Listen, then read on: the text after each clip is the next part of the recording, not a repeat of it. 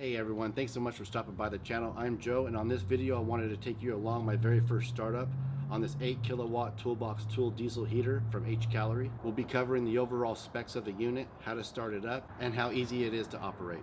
Hcalory's got some killer deals going on right now, so if any of this sounds interesting, stick around and we'll dive a little more into it.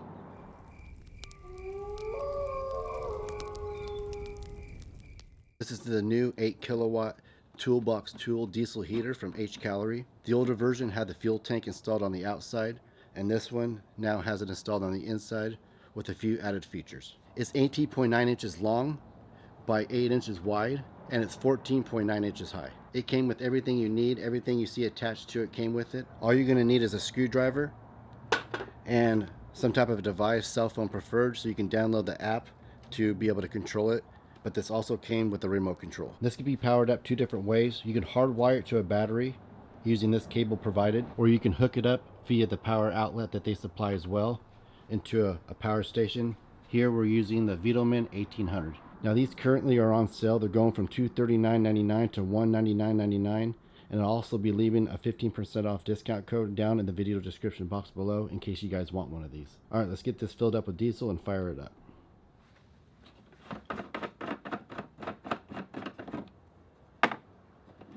They added a little strainer to keep any particles from getting into your tank. That was a good idea. But you do want to be careful because it will slow down the flow rate, so you can't pour too fast.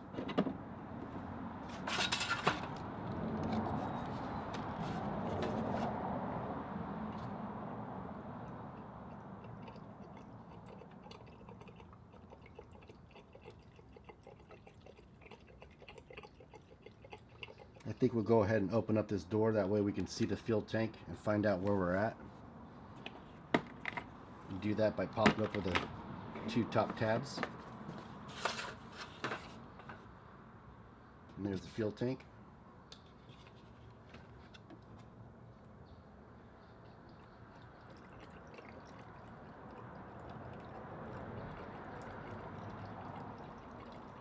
And since we're just testing the unit, I'm not going to fill it all the way up. If you spill, make sure you clean it up. That way there's no accidents. Alright, there it is. We got some fuel in the tank. You can see it right here. I would like to see the flap have a fuel indicator window right here. A little slit cut onto the plastic. That would be nice. Aside from that, this is really, really nice. I like the upgraded version. Alright, let's get this guy powered up. Now before I get this fired up, I did want to say the control panel is removable by taking off the zip tie, and you can extend it using the provided cables. This would come in handy if the unit is sitting outside your tent and you can pull the control panel into your tent and leave this outside. That way you won't have to have the whole unit inside your tent, but still have access to your control panel. Now when you first put fuel in this, you're going to want to prime the fuel system, and you're going to do that by holding the up and down arrows at the same time for about 10 to 15 seconds. You'll start seeing fuel coming down your line here, the green, and coming down to the bottom here, and then you'll stop. And then it'll eventually just stop. And then you can start up your unit. So the screen will automatically shut off on you. To wake it up, just press any button. And again, top and bottom arrows for about 10 to 15 seconds. And you should start hearing the fuel pump. And if you can see that, here's fuel being pumped through. And you just want to make sure that line is full before you let it go. And that should be good. So we'll just go ahead and let it go. And it's off. Now that you primed the fuel system, you can go ahead and power on your unit. Just hold the power button down for just a couple seconds. So if you can see, you got a little diagram. You got blue air coming in, your intake, which is this hose right here. That's going to be your intake.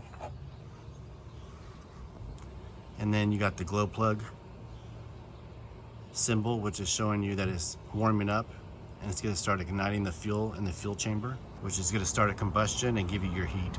So while it's warming up, and again, the unit's going to take 3 to 5 minutes to warm up, and it's also a 3 to 5 minute cool down cycle. So keep that in mind. Now we can see red air going out, the heat exchanger. So blue air coming in, red air coming out. So a little bit about the screen, the top left says air heater, and it shows a Bluetooth symbol, meaning I'm connected to the app. This is your altitude. There's your time.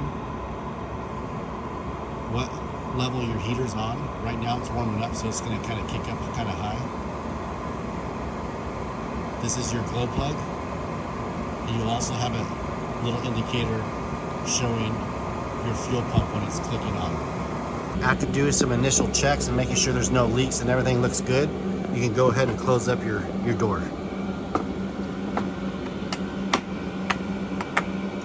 Now the Toolbox Tool diesel heater is going to have a little smell to it because it's new. That'll burn off. Your exhaust getting really, really hot. You never want to have this on a plastic table. That's why I chose metal here. This is going to be your air intake, and this is where you're going to get your heat from. And it's already super, super hot. This exhaust you're going to want to always keep pointing down. And if it's not pointing down like this, then you're going to want to at least make sure that the hole on the bottom here or on the right of your exhaust silencer is facing towards the ground. These units are going to get extremely hot and they will melt anything they touch. So you got to keep that in mind and place these accordingly. Now that the unit has warmed up, it's super quiet. You can barely even hear it. And I do have it on level 1. Now this sucker's already super hot, but to give you an idea of where we're at,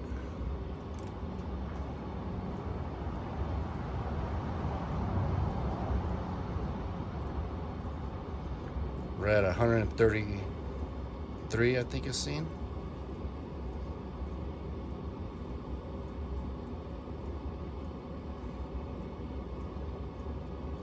$56, $60, $70, $170, $80.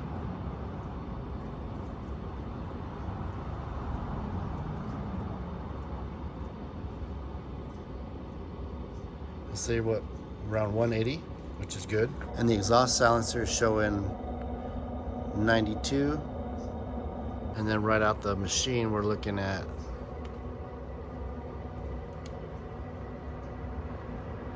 around 130. And we're not pulling that many watts off the power bank, so it looks like that it's pretty energy efficient as well. Now I have heard that these Hcalory Toolbox Tool diesel heaters can last on a full tank for a couple nights. We will be putting that to the test, but not on this video. I just wanted to get it started up, walk you guys through it. And I'm learning as I go, so the more I learn about this unit and how well it works and how well the fuel efficiency is, I'll be doing more videos in the future to let you guys know. And one more look on the inside.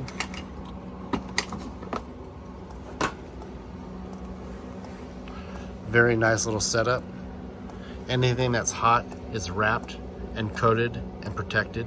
I like that they installed a fuse here, so if anything electrical happens, this fuse will blow before the unit is ruined or before it ruins what you're powering it with. So that was a good idea. And that fuel pump is not loud at all. So a little more about the screen, if you could cycle through by hitting OK. Right now it's 298 inside internal temperatures of the unit. That's what that number is going to be for. Hit it again. And we're pulling 13 volts. This is the outside temperature of the unit, at least what the remote is detecting. Hit it again. And I'm not sure what this number is, but I'll reference the owner's manual, get back to you guys on that. Now this unit has altitude mode. Right now we're at sea level, so it's going to be 0. But as we climb into the mountains, you'll see this number increase. And up to 18,000 feet, if you were to turn on altitude mode, the unit will automatically measure better air to fuel ratio, making this more fuel efficient. And to turn on the altitude mode, you're going to hold on to the settings and OK button for just a couple seconds. And then right there, you'll see a little mountain icon show up. And now you're in altitude mode. To turn it off, just repeat the same process. And now it's off. So we are on the lowest setting right now, and we're going to go ahead and go halfway first to see how loud it is.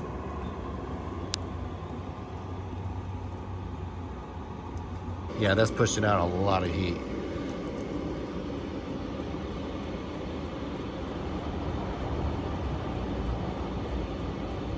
This sucker's going to be great tent camping in the winter.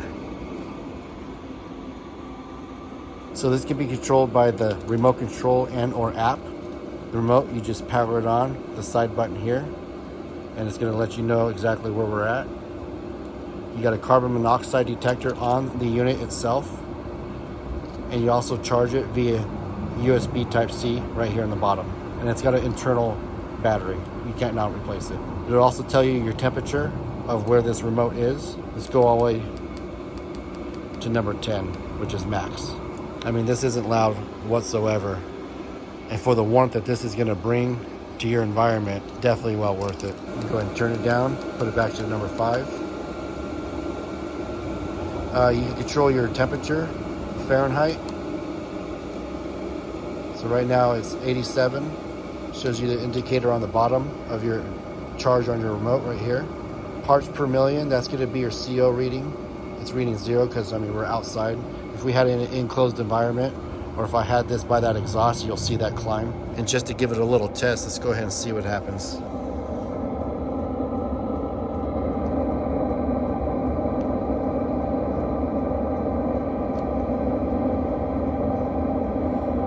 So you see that? It started to climb as soon as it detected the exhaust. I would never rely on just the remote. I would get a secondary unit, carbon monoxide detector, but obviously it works. It instantly started climbing up, and now that I backed off of it, it's gonna go back down because it's detecting a lot more clean air. Very, very cool Hcalory, and good idea. If you change it from Celsius to Fahrenheit, you're just gonna press this middle button, and that's all it takes. Now you're on Fahrenheit. It's 95 degrees outside, or at least that's what the remote says. Now this vent that's gonna be giving you your heat, you're gonna need to get a new one. This doesn't stretch out too far, and it's not that flimsy, so I'm gonna have to run to the hardware store and buy one that can stretch 6 feet, which isn't a big deal, but just something to mention. And also, the further this goes, the less efficient that the heat is gonna be. Obviously, it's cooling in between the unit and what you're heating, so you can't go too long on these hoses. All right, let's go ahead and see what the shutdown process looks like. And again, it's 3 to 5 minute shutdown, just like it is on a startup, so I won't walk you through the whole thing. But we can press and hold the power button for 2 seconds, and it's gonna start shutting down. But I think I'm gonna use a remote this time, and we're just gonna go ahead and shut it down from the remote. So power button right here. And now the unit says off. It does warn you, do not disconnect the power during the shutdown mode, because it's got to go through certain cycles, burn off any type of residual fuel, and then it shuts itself down, but it also cools off the internal temperature as well, so it's not unsafe to store. So don't cut the power. This will let you know when to cut it off. And that's it. I'll go ahead and bring you guys back when it's okay to disconnect the power. All right, it just started winding down. It looks like it's starting to shut off. And we should be good.